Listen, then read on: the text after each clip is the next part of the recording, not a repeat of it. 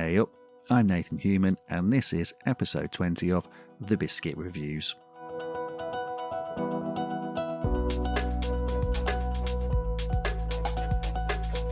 Today's episode takes a swing at redefining reality. First, with the novel Girls of Little Hope by Sam Beckbessinger and Dale Halvorsen.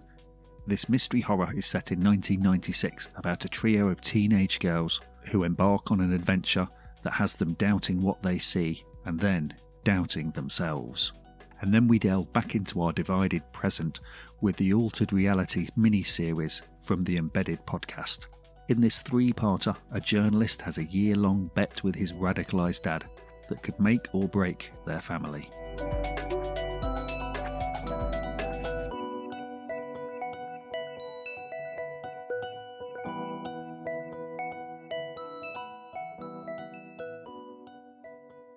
It's September 1996, and when teenagers Kat, Donna and Ray go missing, the small town of Little Hope is slow to react.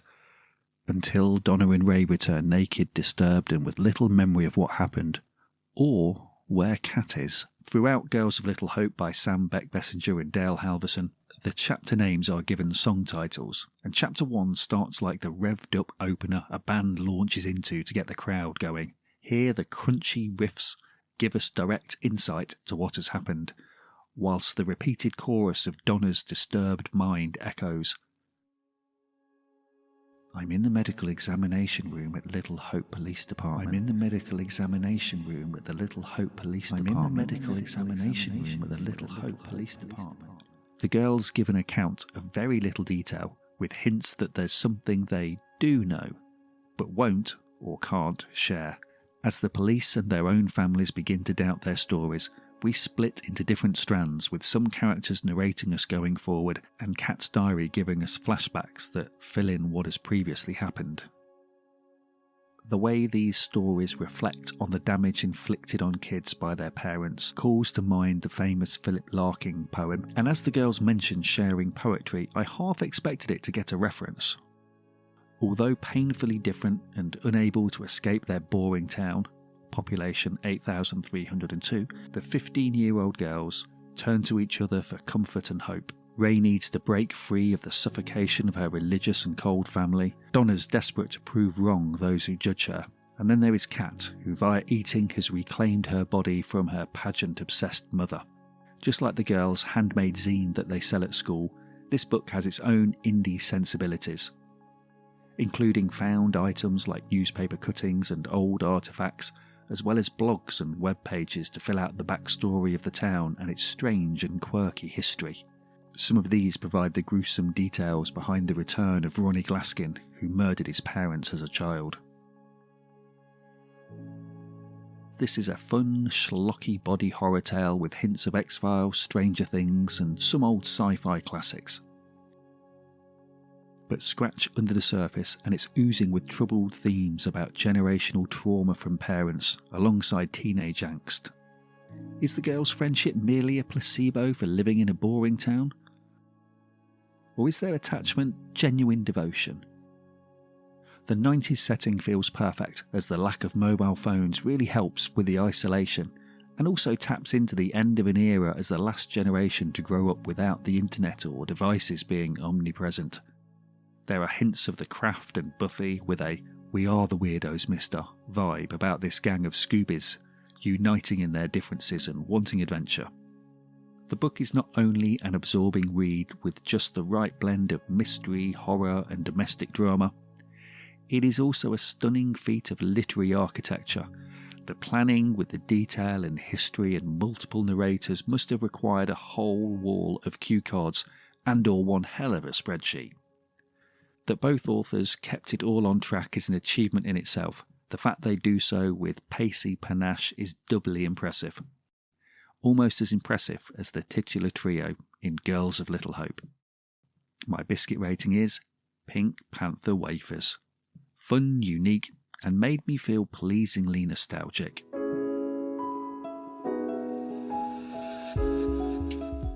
I need your help, dear listener. I'm on the lookout for some different podcast series to listen to.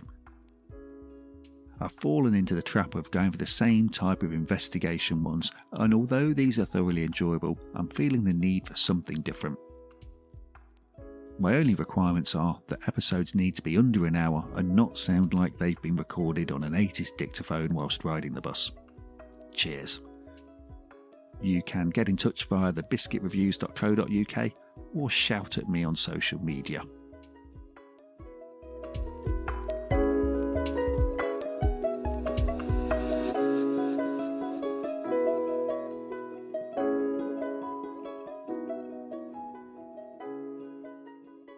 What can you do if someone you love has gradually diverged so severely from your shared reality that you don't recognise them anymore?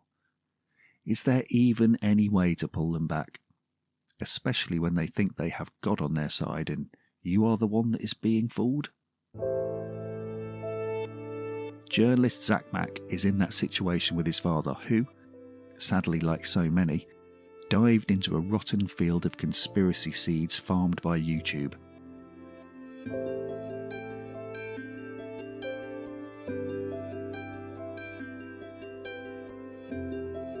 His different religious beliefs had never really been a big issue until he began believing his faith allowed him to be tuned into these online prophets. This only accelerated during the pandemic, and we get to see that the trickle from devout Christianity to far-right conspiracies has become a productive pipeline. As the family gets more fractured and tense, and Zach's father begins putting words into actions, stockpiling goods and moving money, they make an unusual bet. His father makes a list of 10 things he is convinced will happen in 2024. If they don't, he will not only pay £10,000, but he will also say, "I'm wrong, you're right." The 3-part series Altered Reality is part of the Embedded podcast, and Zach shares his conversations with his father and family throughout 2024 as we wait to see if Biden and Obama will be convicted of treason and that martial law will be declared across America. The simplicity of the podcast really helps keep the focus on how these topics of global threats and cabals actually affect the everyday simple family unit and way of life.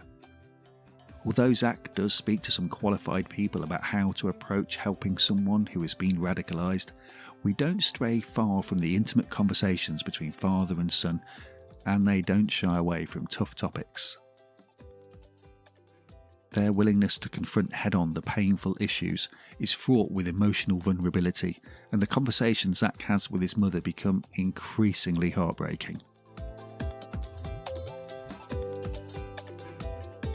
Although the outcome of the bet might be predictable, the honest conversations and raw emotions offer a poignant and slightly chilling glimpse into someone who has become detached from reality. This is compelling listening, but also frustrating and desperately sad. All 3 episodes of Altered Reality are available now, with each episode being around 30 minutes long.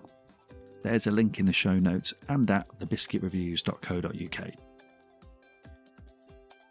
My biscuit rating is a chocolate digestive, but one that you dunk into your tea, and it's really nice, but then one bit drops off and it falls to the bottom, so it's kind of nice and satisfying, but it's also a little bit frustrating and annoying.